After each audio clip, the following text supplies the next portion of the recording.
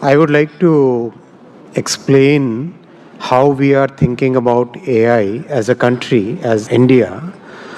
We think that we should democratize technology, which means technology should be accessible to a very large section of people.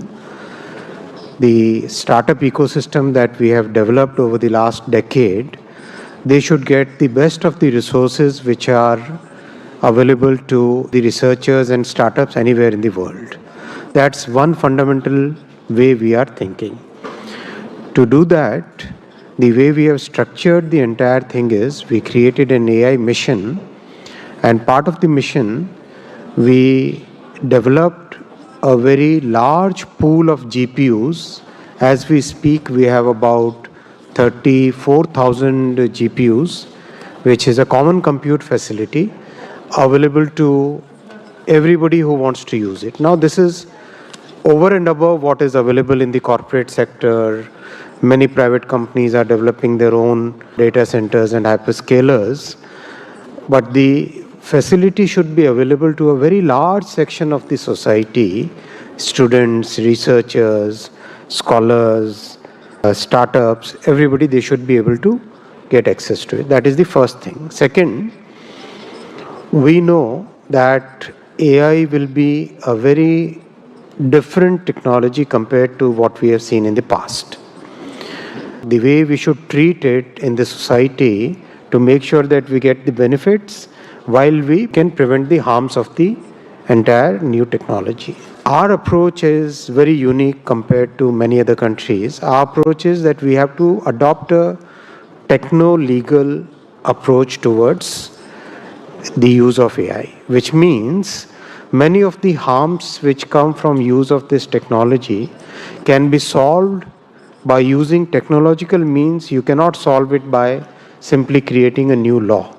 That's the approach, and that approach we are implementing using a very large variety of technical institutes who are developing these solutions. For example, one of the IITs, IIT Jodhpur, is developing a solution for detecting deepfakes.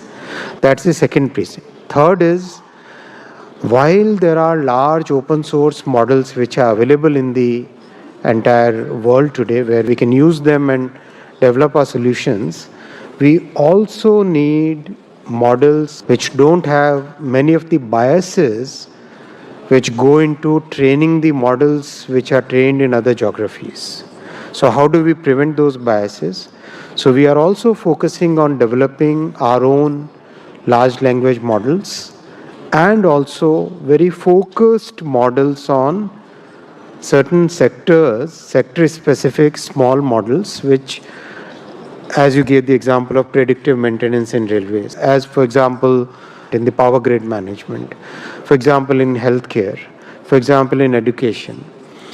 So very focused models which can then help us solve the problems at a large population scale. That's the third approach. Fourth part of our approach is, today we are having some of the best talent in the world, and as per the global international rankings by Stanford and others, we have the highest concentration of AI talent in the world. But this should be sustained. We must sustain the talent pipeline. So we have changed the entire course curriculum in our engineering and technical institutes. We have taken up talent development at 3 different levels. One is the mass level, where people can understand what is the use of AI. For example, data annotation. That's a mass scale.